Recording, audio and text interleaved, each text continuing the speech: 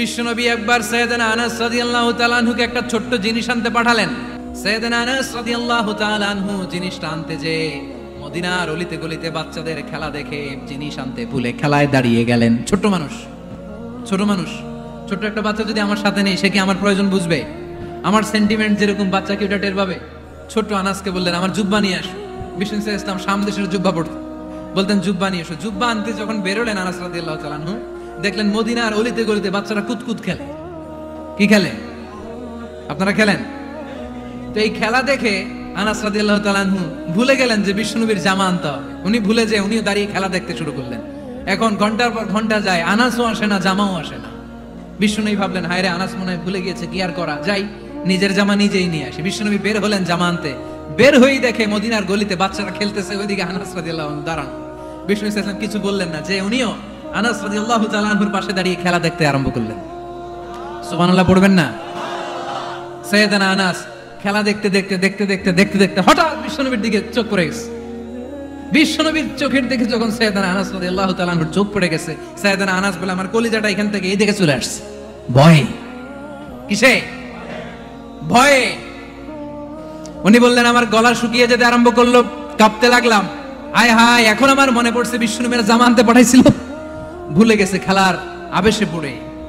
উনি বললেন বিশ্বনবী আমারে ধমক দেন নাই, আমার গায়ে হাত তোলেন নাই, জামা আনতে পাঠাইছি এখানে খেলা দেখতেছো এটাও বলেন নাই, বিরক্তিও প্রকাশ করেন নাই। বিশ্বনবী শুধু একটা হাসি দিয়েছেন, স্মাইল। কি দিয়েছেন? একটা মুচকি হাসি দিয়েছেন। কি হাসি? সাইয়েদনা আনাস বলে ওই যে ওই দিনের বিশ্বনবীর মুচকি হাসির শাসন মরার আগের দিন পর্যন্ত আমি আনাসকে সোজা রাস্তায় রেখেছি, আর ডানে বায়ে নেয় নাই। শাসন করতে জানলে লাঠি লাগে না, শাসন করতে জানলে ধমক লাগে না, শাসন করতে জানলে পিট্টি দেয়া লাগে না। মুচকি হাসি দিয়েও শাসন করা যায় কি যায় না? সাইয়েদনা আনাস বলেন কোনোদিন মারে নাই, কোনোদিন ধমক দেয় নাই, সব সময় আমাকে আদর করেছে। চিল্লায় পড়েন সুবহানাল্লাহ। এবার খেদমত শুরু করলো সাইয়েদনা আনাস। ছোট্ট মানুষ কি আর করবে? কতটুকু খেদমত আর করতে পারবে? বিশ্বনবীর মেসওয়াকটা এনে দেয়। সুবহানাল্লাহ পড়েন। বিশ্বনবীর আতরের শিশিটা এনে দেয়, বিশ্বনবীর জাইতুনের তেলের বোতলটা আগিয়ে দেয়, বিশ্বনবীর জামাটা প্রয়োজনে বিশ্বনবীর হাতে এনে দেয়। সাইয়েদনা আনাস বলেন আমি 1 বছর নয়, 2 বছর নয়, 5 বছর নয়, 7 বছর নয়, 10 বছর বিশ্বনবীর খেদমত করেছি। ফামা দরাবানি, 10 বছরে একদিনও তিনি আমারে মারে নাই। সুবহানাল্লাহ। একদিন আমার গায়ে হাত তোলে নাই, হাত তোলা তো দূরের কথা, ওয়ালা সাব্বানি, কোনোদিন গালি দেয় নাই, ওয়ালা আবাসা আলা ওয়াজহি, কখনো বিরক্তি সরে ভ্রু কুঁচকে আমার দিকে বিশ্বনবী কোনোদিন তাকায় নাই। সুবহানাল্লাহ পড়েন। কোনোদিন আমার গায়ে হাত তোলে নাই। আরে হাত তোলা তো দূরের কথা, আমাকে ধমকি পর্যন্ত দেয় নাই। ধমকি দেয়া তো দূরের কথা, আমরা অনেক সময় বিরক্ত হয়ে ভ্রু কুঁচকাই না। এরকম বিরক্তি হলে আমরা কারোর প্রতি বিরক্ত হলে কি হয়? কপাল ভ্রু কুঁচকে ওঠে, ঠিক কিনা? সাইয়েদনা আনাস বললেন কোনোদিন মারে নাই। খাদেম বলতেছে, খাদেম, বড় সাহেবের রিপোর্ট কার থেকে নিতে হয়? হয় খাদেম, নয় দারোয়ান, নয় ঘরের কাজের মেয়ে, তা না হলে ড্রাইভার। বিশ্বনবীর খাদেম বিশ্বনবীর ব্যাপারে কি কমেন্ট করছে? মা সাব্বানি ওয়ালা জারাবানি ওয়ালা আবাসা ফি ওয়াজহি। এই 10 বছরের খেদমতের জিন্দেগিতে কোনোদিন বিশ্বনবী আমারে মারে নাই, গায়ে হাত তোলে নাই। আরে হাত তোলা তো দূরের কথা, একটা ধমকও দেয় নাই। আরে ধমক দেয়া তো দূরের কথা, বিরক্তির সুরে ভ্রু কুঁচকে আমার দিকে কখনো তিনি তাকায় নাই। চিল্লায় বলো সুবহানাল্লাহ। আর আজকে মাইক পেলে মানবতা, মানবাধিকারের কর্মী কি সুন্দর কথা বলে, উইমেন রাইটস এর কথা বলে, শিশু শ্রম নিয়ে কথা বলে, আর বাড়িতে কাজের মেয়ের গায়ের মধ্যে খুন্তি, গরম খুন্তি পিঠের মধ্যে লাগিয়ে পিঠ ঝলসিয়ে দেয়। এরকম আছে না নাই? পত্রপত্রিকায় প্রায় দেখা যায় যে কাজের মেয়েদেরকে কি অত্যাচার করে। খুন্তি গরম করে করে চামড়ার মধ্যে লাগিয়ে স্কিন ঝলসে ফেলেছে, গ্রিলের মধ্যে বেঁধে রেখেছে, সময় মতো খাবার দেয় নাই, পিটিয়ে মাথার চুল কামিয়ে মাথা নেড়া করে দিয়েছে। এরকম আছে না নাই? এরা মানবাধিকারের ঠিকাদার, এরা মানবাধিকারের কথা বলে। আর বিষ্ণু ঈসা ইসলামের খাদেম বিশ্বনবীর ব্যাপারে বলেছে কোনোদিন মায়ের তো দূরের কথা, হাত তোলা তো দূরের কথা, আরে ধমক দেয়া তো দূরের কথা, বিরক্তির চেহারা নিয়েও কোনোদিন বিশ্বনবী আমার দিকে তাকায় নাই। চিল্লায় পড়েন সুবহানাল্লাহ। এজন্য সব সময় বিষ্ণু ঈসা ইসলাম শ্রমিকদেরকে ভালোবাসতেন। শ্রমে কোনো লজ্জা নাই, লজ্জা হচ্ছে অলসতায়। আজ থেকে এই মাহফিল, এই এত বড় আয়োজন, এত বড় গ্যাদারিং তখনই সার্থক হবে যখন আমরা এই সিদ্ধান্তে আসতে পারবো যে আমরা অলস সময় কাটাবো না, আমরা আমাদের এই সময়গুলোকে প্রোডাক্টিভ ওয়েতে কাজে লাগাবো, কোনো না কোনো কাজের সাথে জড়িত হব। Never under estimate any job, whether it's big or small, বড় হোক বা ছোট হোক, কোনো কাজকে আমরা ছোট করে দেখবো না। যে কোনো কাজ করো না ভাই, যে কোনো কাজ করো তা যেন হয় সবার চেয়ে সবচেয়ে সুন্দর। আমাদের অবসর সময়গুলোকে কাজে লাগানোর দরকার আছে না নাই? আমরা নিজেদেরকে কর্মঠ করে, কর্মজীবী হিসেবে, শ্রমজীবী হিসেবে নিজেদেরকে প্রতিষ্ঠিত করতে চাই। রাজি আছো মুসলমান? লক্ষ্মীপুরের যুবক ছেলেরা আওয়াজ করে বলো, পারা যাবে? লজ্জা কিসে? লজ্জা কিসে? অনেকে টাঙ্কি মারে, এদিক সেদিক ঘুরে আর বলে আমার আব্বা চেয়ারম্যান। আরে তোর আব্বা চেয়ারম্যান, তুই কি? আমার আব্বা MP, member of the parliament. আরে তোর বাবা এমপি, এটা তো তার গৌরব, তোর কি আছে সেটা বল। এজন্য নিজের পায়ে দাঁড়াবো। অলসতার সাথে আমাদের কোনো সম্পর্ক। আজকের এই মাহফিল থেকে আমরা অলসতা, অকর্মণ্যতাকে নো বলে দিলাম। অলসতাকে আমরা কি বললাম? আরো জোরে বলতে হবে, অলসতাকে কি বলবো? আর সব সময় কর্মঠ থাকবো, এনার্জেটিক থাকবো, নিজের পায়ে দাঁড়াবো, আইডিয়া জেনারেট করব, এন্টারপ্রেনার হওয়ার চেষ্টা করব, নতুন নতুন উদ্যোক্তা হওয়ার মাধ্যমে আমরা আমাদের নিজেদের ভাগ্য পরিবর্তনের চেষ্টা করব। কারণ আল্লাহ বলেছেন, ইন্নাল্লাহা লা ইউগাইয়িরু মা বিকাওমিন হাত্তা ইউগাইয়িরু মা বিআনফুসিহিম। আল্লাহ তাআলা ততক্ষণ পর্যন্ত কোন জাতির ভাগ্যের চাকার পরিবর্তন করে না যতক্ষণ পর্যন্ত ওই জাতি নিজে নিজের ভাগ্যের চাকার পরিবর্তন করতে না চায়। চিল্লা এখন ঠিক কিনা? করে নাই। আল্লাহ শিক্ষা দিয়েছে, যেই পরিস্থিতিতে থাকো না কেন তোমাকে শ্রম ব্যয় করে, কষ্ট করে তোমার উপার্জন করতে হবে, রিজিকের বন্দোবস্ত করতে হবে। চিল্লায় বলেন ঠিক কিনা? ইসলাম আমাদেরকে এটাই শিখিয়েছে, কাজে লজ্জা নাই। আবার বিশ্বনবী বললেন, ইন কামাতিস সাআ ওয়া ফি ইয়াদি আহাদিকুম ফাসিলাতুন, তোমাদের কারো হাতে যদি একটা চারা বীজ থাকে, সে যদি দেখে কিয়ামত হতে শুরু করেছে, ফাইন ইসতাতাআ আন ইয়াগরিসাহা ক্বাবলা আন তাকুমাস সাআ ফালইয়াগরিসহা, কারো হাতে একটা চারা বীজ নিয়ত করেছে, চারা বীজটা রোপণ করবে, ইন দা মিন টাইম দেখলো কিয়ামত হতে শুরু করেছে, বিশ্বনবী বললেন, যদি তোমার সুযোগ থাকে কিয়ামত হওয়ার আগে চারা বীজটা রোপণ করে দাও। কথা বুঝতে পেরেছেন? আপনার হাতে একটা চারা বীজ, আপনি প্ল্যান করেছেন এই চারা বীজটা রোপণ করবেন, ইন দা মিন টাইম দেখলেন কি হওয়া শুরু হয়েছে, ইদা জুলজিলাতিল আরদু জিলজালাহা, দ্য বিগেস্ট আর্থকোয়েক, ভূমিকম্প শুরু হয়েছে, কিয়ামত হয়ে যাবে। বিশ্বনবী বললেন, কিয়ামত হইতেছে ওদিকে, আর তোমার হাতে যদি চারা বীজ থাকে, দেরি করো না, কিয়ামত তোমার কাছ পর্যন্ত আসার আগে সুযোগ পেলে চারা বীজটা রোপণ করে দাও। ইসলাম শিখিয়েছে শেষ নিঃশ্বাস পর্যন্ত তোমাকে লড়ে যেতে হবে। এই পৃথিবীতে কেউ কাউকে জায়গা করে দেয় না, জায়গা করে নিতে হয়। এই পৃথিবীটা, the life is not a bed of roses, এটা ফুল বিছানো কোনো ফুল সজ্জা নয়, এটা কণ্টকাকীর্ণ। কেউ আপনার স্পেস করে দিবে না, কেউ আপনাকে সুযোগ করে দিবে না, কেউ আপনার জায়গা করে দিবে না, বরং আপনি জায়গা করে নিলে টাইনা নিচে নামাবে। কথা বলেন? এজন্য কখনো অলসতাকে স্থান দেয়া যাবে। রাসূল বাত্তালি দুক্কানু শয়তান, অলস মস্তিষ্ক শয়তানের আড্ডা। অলস যদি কেউ থাকে, এটাতে টেনে বেঁধে কাজে নামাবেন। পারা যাবে? আলহামদুলিল্লাহ, লক্ষ্মীপুরের এরকম অলস ছেলে পেলে নাই, আছে। আমরা আজকে অলসতাকে নো বলে যাবো এই মাহফিল থেকে। অলসতাকে আমরা কি বলবো? আওয়াজ করে বলতে হবে, অলসতাকে কি বলবো আমরা?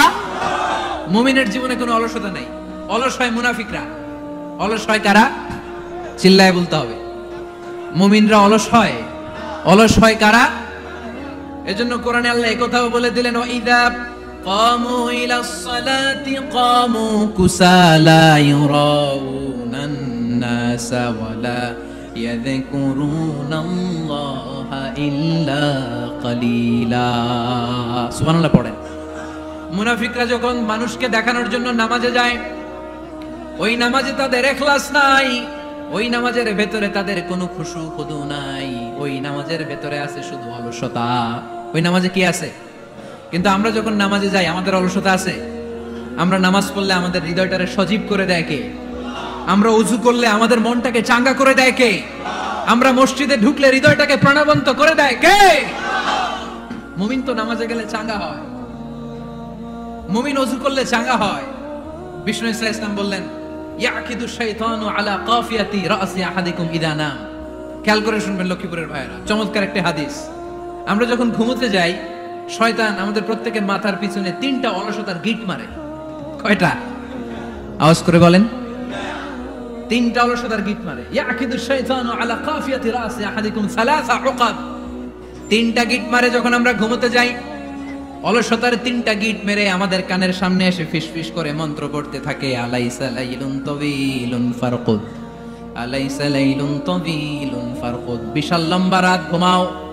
অনেক সময় আছে ঘুমাও, রাত 5টা বেজে যাচ্ছে, তাহাজ্জুদের সময় শেষ হয়ে যাচ্ছে, তখনও শয়তান বলে রাত অনেক লম্বা, ঘুমাও। ফজরের সময় পার হয়ে যাচ্ছে, সূর্য উঠে যাচ্ছে, শয়তান বলে আলাইসা লাইলুন তাওয়িলুন ফারকুদ, এখন অনেক সময় আছে, লম্বা লম্বা লম্বা চৌড়া রাত পড়ে আছে, তুমি ঘুমাও। বিশ্বনবী বললেন ফাইন ইস্তাইকাযা ওয়া যাকারাল্লাহ ইনহাল্লাত উকদা, আমার উম্মতের কেউ যখন ঘুম থেকে জেগে ঘুম থেকে ওঠার দোয়া পড়া শুরু করে দেয়, অলসতার প্রথম গিটটা সাথে সাথে খুলে দেয় কে? আপনি ঘুম থেকে উঠেই যখন ঘুম থেকে ওঠার দোয়া পড়বেন, আপনার অলসতার প্রথম গিট খুলে দেয় কে? ঘুম থেকে ওঠার দোয়াটা কি? আলহামদুলিল্লাহিল্লাযী আহিয়ানা বা'দামা আমাতানা ওয়া ইলাইহিন নুশুর। প্রশংসা সে আল্লাহ, যে আল্লাহ আমাদেরকে লম্বা একটা ঘুম শেষে, মৃত্যু শেষে আমাদেরকে ঘুম থেকে উঠালেন। এই দোয়াটা পড়ার সাথে সাথে শয়তান যে তিনটা গিট মারছে, ওই তিনটার একটা খুলে দেয় কে? ফাইন তাওয়াদ্দা ইনহাল্লাত উকদা, ঘুম থেকে জেগে ঘুমের দোয়া পড়ার পরে যখন কেউ ওযু করে ফেলে, অলসতার দ্বিতীয় গিটটাও খুলে দেয় কে? ওযু করার পরে ফাইন সাল্লাত ইনহাল্লাত উকদা, নামাজের মুসল্লায় দাঁড়িয়ে যখন নামাজ শুরু করে দেয়, অলসতার 3 নাম্বার গিটটাও খুলে দেয় কে? তিনটা গিট যখন খুলে দেয়, বিষ্ণু সাল্লাল্লাহু আলাইহি ওয়াসাল্লাম বললেন ফাআসবাহা নাশীতাল কলব, নাশীত, তখন মুমিন বান্দা সজীব হয়ে ওঠে, প্রাণবন্ত হয়ে ওঠে, উচ্ছ্বসিত হয়ে ওঠে। ওয়া ইল্লা খাবিসান নাফসি কাসলান, আর যদি ঘুমিয়ে থাকে, তিনটা গিট তার মাথার পেছনে শয়তানের অলসতার লেগে থাকে, তাহলে তার দিনটা শুরু হয় অলসতা দিয়ে, আর সে হয় অলসতার রাজা। চিল্লায় এখন ঠিক কিনা? এজন্য আমরা কি অলস হতে চাই না কর্মঠ হতে চাই? কোন নবীরা কি অলস ছিলেন? পৃথিবীতে কোন নবী অলস ছিলেন? সব নবী কর্মঠ ছিলেন। বিষ্ণু ইসা ইসলাম বললেন, এজন্য নবীরা যেহেতু কাজ করেছেন, কর্মঠ ছিলেন, আমরাও কর্মঠ হব, ঠিক কিনা? সাহাবারাও কর্মঠ ছিলেন, বিশ্বনবীর সাহাবারাও ব্যবসা করতেন। সাইয়েদনা আবু বকরের বিশাল ব্যবসা প্রতিষ্ঠান ছিল। সুবহানাল্লাহ পড়ে। আপনারা হজ উমরা করেছেন কে কে দেখি? করছেন? মাশাআল্লাহ। যারা করে নাই, আল্লাহ তাদেরকেও আল্লাহর ঘর জিয়ারতের তুমি নসিব করো। বিশ্বনবীর মাকবারার সামনে দাঁড়িয়ে আমরা যেন সালাম পেশ করতে পারি, তুমি নসিব করো। বাইতুল্লাহ শরীফে এবং মসজিদ নববীতে আমরা যেন সালাত আদায় করতে পারি, আল্লাহ তুমি নসিব করো। সাইয়েদনা আবু বকর রাদিয়াল্লাহু তাআলা আনহুর ব্যবসা প্রতিষ্ঠান ছিল মক্কার কাবা ঘরের পাশেই। ওনার ব্যবসা প্রতিষ্ঠানগুলো যেখানে ছিল ঠিক ওইখানেই সৌদি সরকার এখন শপিং মল বানিয়ে দিয়েছে, মাতজার আবু বকর। মক্কা শহরের যেখানে বহিরাগতরা এসে ওখানে ছাগল, ওখানে ঘোড়া, উট এগুলো রাখতো, আস্তাবল রাখতো, ঘোড়া আর উট যেখানে রাখা হতো, ঠিক ওই জায়গায় সৌদি সরকার ওটার পার্কিং লট বানায় দিচ্ছে। মানে যেখানে আগে সাহাবাদের ব্যবসার জায়গা, ওইখানে বর্তমানে শপিং মল। যেখানে আগের সময়কাল সাহাবারা উট আর ঘোড়া রেখে বাঁধতো, ওইখানে এখন গাড়ি ঘোড়া রাখার ব্যবস্থা করা হয়েছে। সাইয়েদনা আবু বকর অনেক বড় ব্যবসায়ী ছিলেন। ওনার নিজ টাকা দিয়ে হাবাসা থেকে আসা সাইয়েদনা বেলালকে তিনি 20,000 স্বর্ণ মুদ্রা দিয়ে উমাইয়া ইবনে খালাফের কবল থেকে তিনি মুক্ত করেছেন। সাইয়েদনা উসমান যুন্নুরাইন বড় ব্যবসায়ী ছিলেন। নিজের টাকা দিয়ে মদিনার মুসলমানেরা পানি খেতে পারে না, বিরে রুমা নামে একটা কুয়া ছিল, এই কুয়ার মালিক ছিল ইহুদি। মুসলমানেরা পানি খেতে গেলে সে বকা দিত, পানি খেতে দিত না। বিশ্বনবী বললেন, আমার সাহাবীদের মধ্যে এমন কি কেউ নাই নিজের অর্থায়নে বীরে রোমা কিনে মুসলমানদেরকে দিয়ে দিবে? সাইয়েদনা উসমান যুন্নুরাইন বলল, ইয়া রাসূলুল্লাহ, আপনার খেদমতে আমি হাজির। মুহূর্তের মধ্যে সাইয়েদনা উসমান যুন্নুরাইন নিজের অর্থায়নে বীরে রোমাটা কিনে মুসলমানদের জন্য সদকা করে দিয়েছে। তো ব্যবসা না করলে, কর্মঠ না হলে, উপার্জন না হলে সদকা করা যাবে? চিল্লায় বলেন, করা যাবে। সুনানে তিরমিজির বর্ণনা, বিষ্ণু ঈসা ইসলাম মক্কা থেকে যত সাহাবারা হিজরত করে মদিনায় এসেছে, মদিনাতে কোন না কোন সাহাবার সাথে বিশ্বনবী ভ্রাতৃত্বের বন্ধনে আবদ্ধ করে দিয়েছে। সুবহানাল্লাহ পড়েন। এজন্য মক্কা থেকে যারা এসেছে এদেরকে বলে মুহাজির। এদেরকে কি বলে? আর মদিনায় যারা ছিল এদেরকে বলে আনসার। এদেরকে কি বলে? আওয়াজ করে উত্তর দিবেন। মক্কা থেকে যারা এসেছে তাদের নাম, আর যারা মদিনার সাহাবী তাদের নাম আনসার। আজকে এই মাহফিলে লক্ষ্মীপুর এর বাইরে থেকে কারা কারা আসছেন দেখি?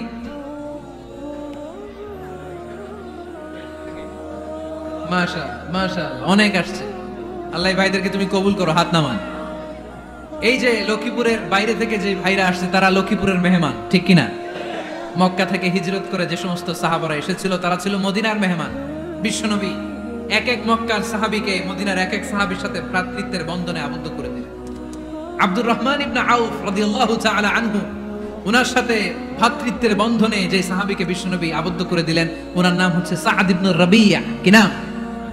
মদিনার অনেক বড় ব্যবসায়ী। বিশ্বনবী বললেন, ও আব্দুর রহমান ইবনে আউফ,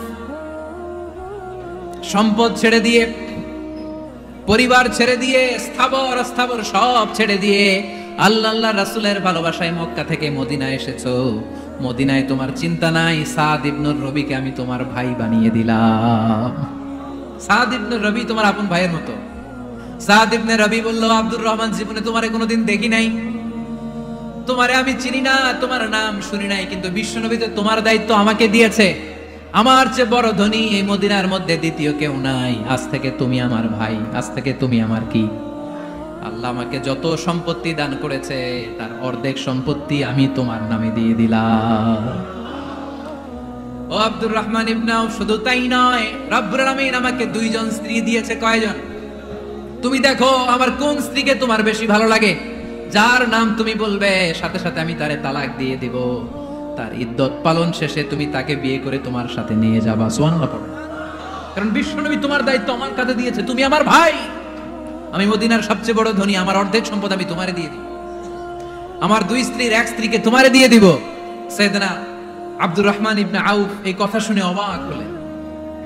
অবাক হয়ে উনিও এক অবাক কথা বললেন। উনি বললেন, লা হাজাতা লি ফি ইয়া আখি, ও আমার প্রাণের ভাই, তোমার কথা শুনে আমার হৃদয়টা ভরে গিয়েছে, কিন্তু তোমার সম্পদেরও দরকার আমার নাই, তোমার স্ত্রীরও দরকার আমার নাই। বারাকাল্লাহু ফি মালিক ওয়া লি আহলিক, আল্লাহ তোমার মালেও বরকত দেখ, তোমার সম্পদেও বরকত দেখ। তুমি শুধু একটু কষ্ট করবা। কি কষ্ট? দুল্লানি আলা সুক, show me the way to the market. তুমি মদিনায় কোনো মার্কেট আছে কিনা, শপিং মল আছে কিনা, ব্যবসা প্রতিষ্ঠান আছে কিনা আমারে দেখায় দাও। সুবহানাল্লাহ পড়ো। আমরা হইলে কি করতাম? লক্ষ্মীপুরে যারা আসছে এদের একজনের যদি বলা হয়, ভাই আপনি এখন থেকে লক্ষ্মীপুরের ভাই, আমার অর্ধেক সম্পদ আপনারা দিয়ে দেবে, কি করবে? পায়ের উপর পা তুলে খাবে আর বলবে, কি আনন্দ আকাশে বাতাসে। ঠিক কিনা? এরপর যদি বলি, ভাই আমার দুই বউ, যেটারে সুন্দর লাগে বলেন তালাক দিয়ে দেই, নিয়ে যান, কি বলবে? কি আনন্দ আকাশে বাতাস। আল্লাহ রাসূলের সাহাবী আব্দুর রহমান ইবনে আউফ বললেন, লা হাজাতা লি ফি, আমার দরকার নাই। দুল্লানি আলা সুক, just show me the way to market. এখানে মার্কেট কই আছে দেখায় দাও। অবাক হয়ে গেলেন সাদ বিন রবি, বললেন, ও আব্দুর রহমান ইবনে আউফ, ঠিক আছে, তুমি যদি নিতে না চাও তোমারে আমি জোর জবরদস্তি করব না। শুনে রাখো, মদিনাতে ইহুদিদের কয়নুকার একটা বাজার আছে। এই কথা বলার সাথে সাথে আব্দুর রহমান ইবনে আউফ চলে গেলেন। এর পরের দিন অল্প কিছু পনির আর ঘি দিয়ে ব্যবসা শুরু করলেন। পনির আর ঘিয়ের ব্যবসা করতে করতে করতে করতে ব্যবসায় তিনি এত লাভ করলেন, উনি বললেন, আমি যদি কখনো মদিনার বালুর মধ্যে হাত দিতাম, ওই বালুটারও সোনা বানায় দিত কে? দুল্লানি আলা সুক, লক্ষ্মীপুরের কর্মঠ যুবক ভাইরা, এই আব্দুর রহমান ইবনে আউফ আমাদের প্রেরণা। উনি অন্যের ঘাড়ে পাড়া দিয়ে খেতে চায় নাই, আরেকজনের উপর ডিপেন্ডেন্ট বা নির্ভরশীল হতে চায় নাই। তিনি স্বাবলম্বী হওয়ার শিক্ষা, লেসন কিয়ামত পর্যন্ত গোটা বিশ্বের যুবকদের জন্য রেখে গিয়েছে। চিল্লায় বলো ঠিক কিনা?